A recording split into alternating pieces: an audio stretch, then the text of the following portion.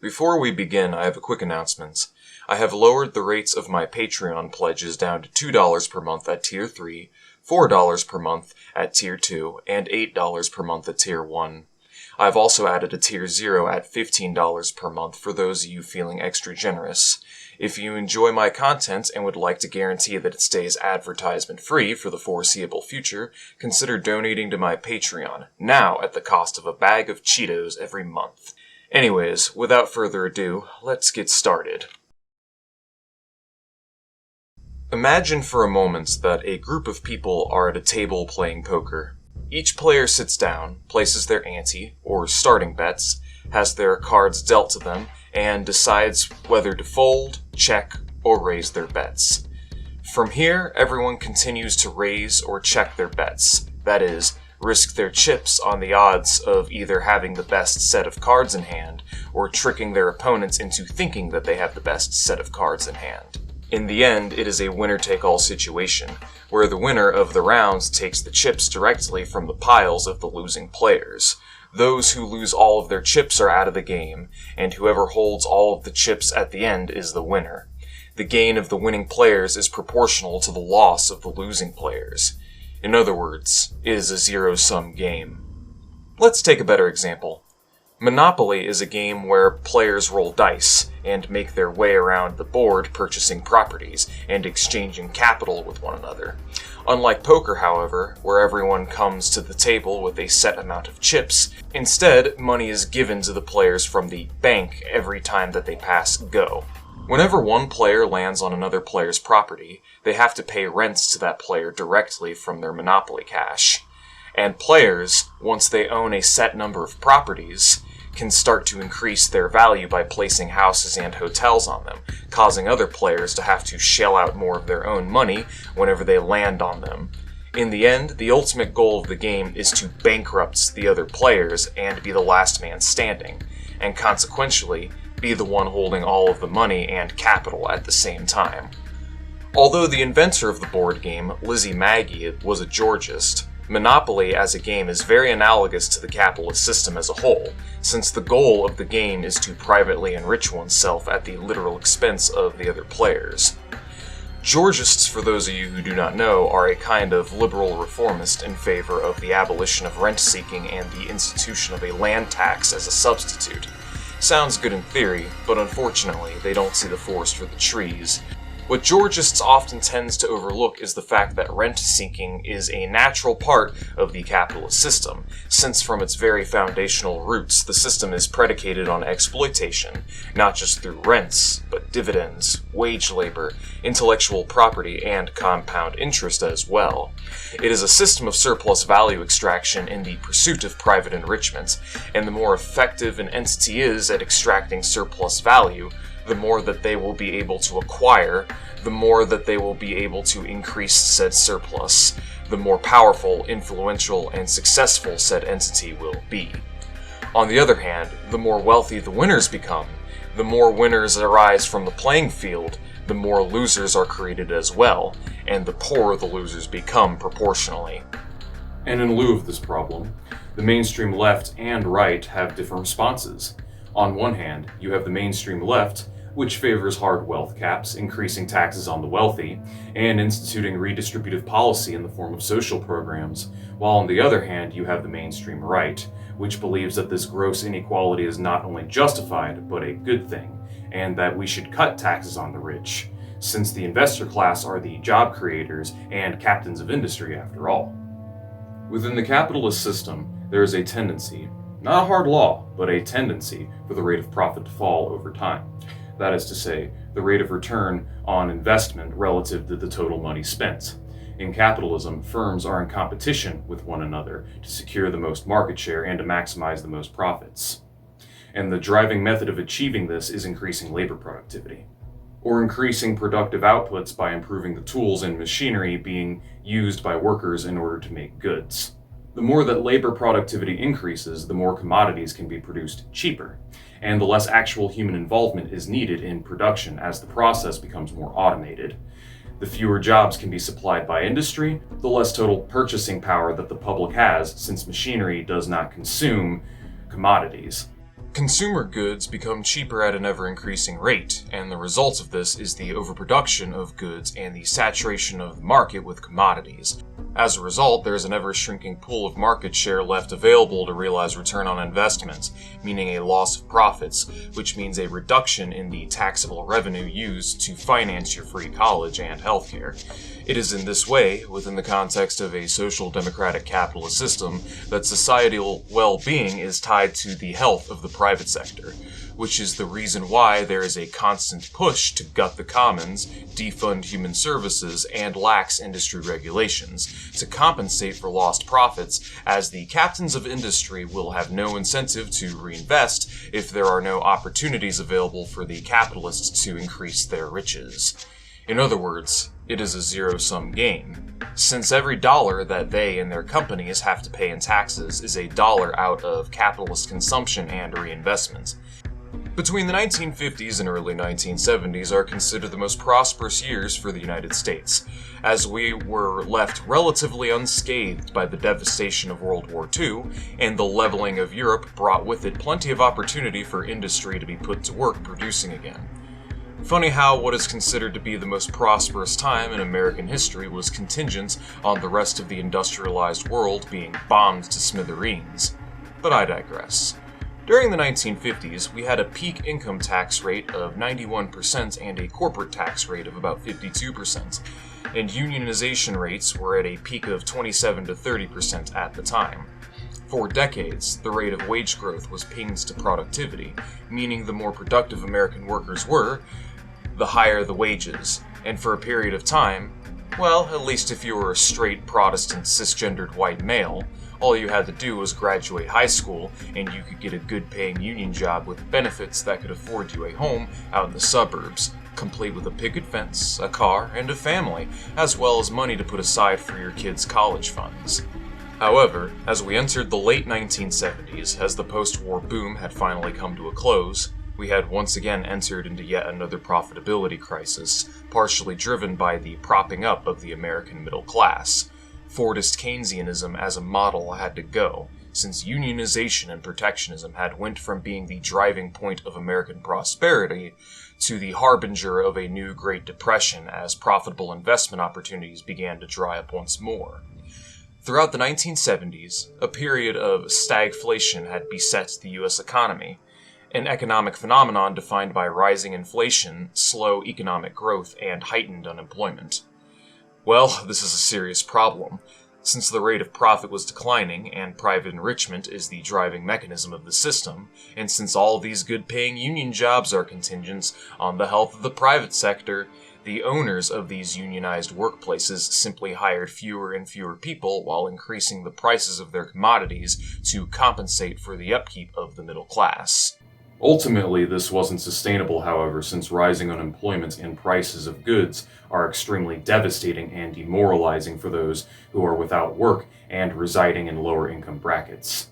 And thus, to restore the rate of profit, the rate of exploitation had to be raised once more, which means unions had to be crushed, wages had to be cut, and the middle class had to be squeezed. And thus, the late 1970s would be marked as the death of Fordist Keynesianism and the rise of neoliberalism. Suddenly, government's intervention was no longer the solution to the problem. It had become the problem. Coinciding with the Reaganomic and Thatcherite era of the 1980s was a wave of privatizations, deregulations, deindustrialization via outsourcing, union busting, tax cuts, and trade deals, all of which can be summarized as a full-fledged assault on the working class, an assault that has not ceased since the late 1970s. As a result, corporate and income taxes on the wealthiest earners are at an all-time effective low. The price of non-inelastic goods necessary for participation in society have been rising faster than the rate of inflation, and the first world workforce has now made a shift towards the service economy. That is to say, merchandising, services, sales, and gig work. Now, most of our manufactured goods are outsourced to places like China, Mexico, and Bangladesh, where factory workers produce the same goods for pennies on the dollar. The outsourcing and hosing of the American industrial worker, coupled with increasing automated manufacturing processes, are what have driven our workforce into the service economy. Most American workers don't directly produce things anymore. Instead, their job is to realize the value rather than create it. Let us quickly overview the hard-right policies of the Reagan and Thatcher era in detail. Policies, mind you, that are continuing to go on to this day. Number 1. Privatization. Privatization, a coin originally termed by the Nazis to describe their economic policy, is the taking of goods and services that would otherwise be public utilities and entitlements in a world that made sense and transforming them into private services that can be commodified as to increase the rate of exploitation via charging premiums and rents for things that people need in order to participate in society and survive. Our for-profit healthcare system is the most raw and naked expression of this phenomenon, as we here in America pay more for our healthcare services than the rest of the industrialized world for worse healthcare outcomes on average. Number 2. Deregulations, or the laxing of industry standards so that firms may externalize the cost of their industrial activities onto the environment, and by extension, public health. Number 3. Union busting. Who can forget about union busting? What better way to drive down wages and benefits than to take away the collective bargaining power and labor rights of the workers? Unionization rates have been in decline for decades, and this isn't by accident. Number 4. Tax cuts and austerity. This one partially relates to the first point, but large sums of government revenue come from the profits of corporations and the wealthiest earners. This money, of course, is just unpaid labor extracted from the workers in the firm. So the capitalist class take our money, and they'll either spend it on personal consumption or they'll reinvest it. Tax revenue is primarily generated through investments, however, since the people with jobs are the ones who produce and service anything.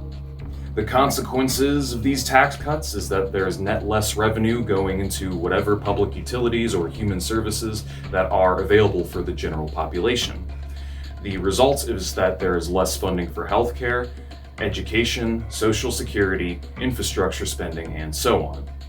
So in addition to the public being continuously forced to bail out these failing industries on their own tax dollar, they also have diminished entitlements and economic security as well, since redistributive tax policies are contingent on the health of the private sector.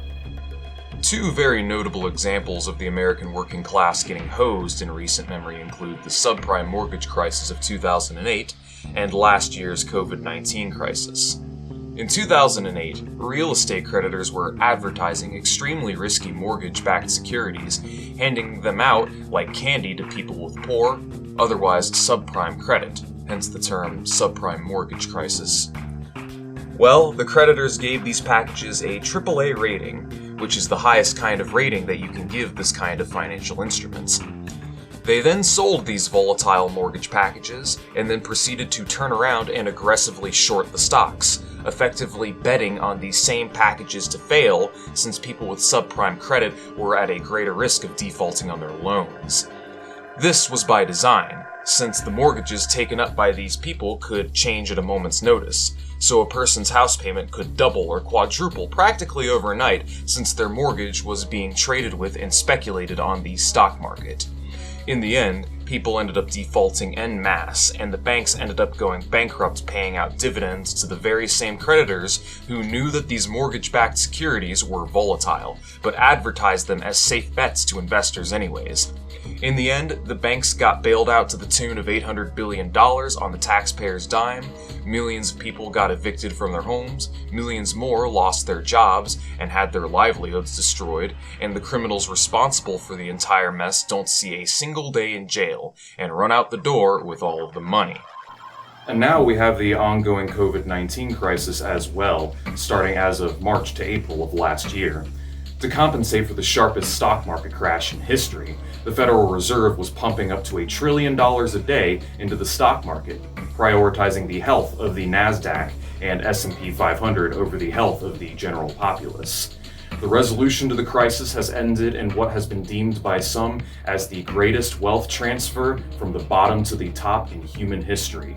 56 new billionaires were added to the ranks of the ultra-wealthy in the wake of this crisis. And those whom already were billionaires, that is, the likes of Bezos and Musk, have seen their own hordes of wealth increase by literally hundreds of billions of dollars. And in the wake of this, the public received a paltry $1,200 in stimulus last year, an amount of money equal to roughly $192 billion in the face of Wall Street receiving about $6.5 trillion from the CARES Act. And mind you, the majority of the stimulus that was handed out to regular working class people went straight to paying back rents and mortgages. Since the banks and real estate firms own and lease out most of the land, this means that even the $192 billion in stimulus handed out to the public ended up back into the hands of private owners. And the sick, demented part of all of this is in the fact that this is all money borrowed from the future that we and our future generations will be paying back on for decades to come. In other words, wealth has become so swollen, so concentrated, so consolidated into the hands of the top 0.1% of the population that the only way for them to continue to grow their hordes even further is with the public directly subsidizing their existence via a combination of our tax dollars, the magic money printer, and the growing rentier system that is currently being pushed. What is the long-term consequences of this market game that we keep playing? What are the long-term ramifications of maintaining an economic system driven primarily by the desire to enrich oneself at the expense of others? Well, for one, the immiseration of the public. As the investor class continuously speculate up the cost of life-supporting goods, such as healthcare, housing, and education, the prices of said goods rise above and beyond what the average working-class person can afford, and as a result, the general public either needs to take on loads of debt to pay for these goods, or in many instances they simply go without. Free marketeers will insist that the market is constantly trying to deliver goods at prices cheap enough for everyone to afford. Well, as it turns out, for critical price inelastic goods necessary for participation in the economy, there is an incentive to raise the financial barrier to entry because there is more profit in charging higher prices since the top 10 to 20% of the wealthiest income earners will always have enough cash to pay, and those who don't can just take on debt since, well, at least here in America, you need a car. You need a roof over your head, you need education in a highly competitive global job market, and you need healthcare not to die. And as a result, we have ferocious boom-bust cycles due to this rampant speculation, since investors will mindlessly bid up the prices of these goods periodically to a point to where even the wealthiest labor aristocrats can barely afford to pay, leading to the mass defaults and economic contraction.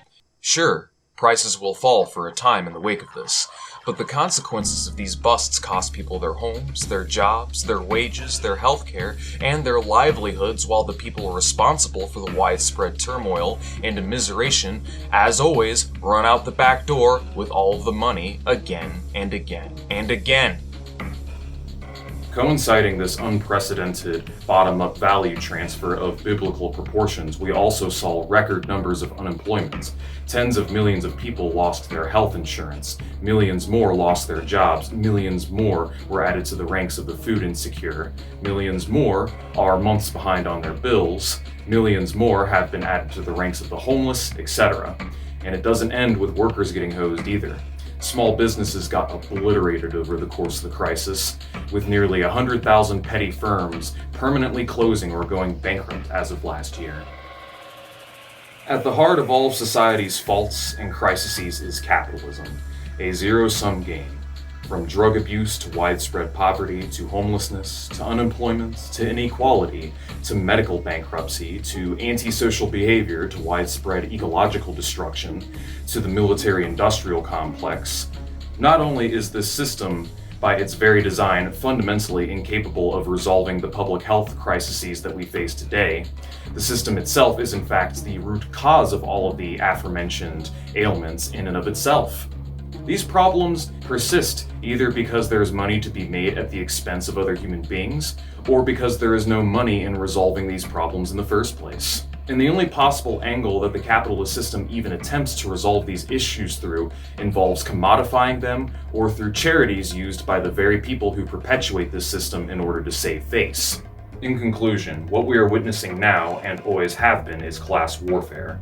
From the neoliberal counter-revolution to the destruction of the trade union movement, to the never-ending austerity, to the stagnating wages, to the corporate bailouts, the constant externalizing of the costs of business as usual, the waste, the immiseration, the inefficiency, the commodification of all facets of life, and the stripping away of the public good in the never-ending drive to transform everything into a private service.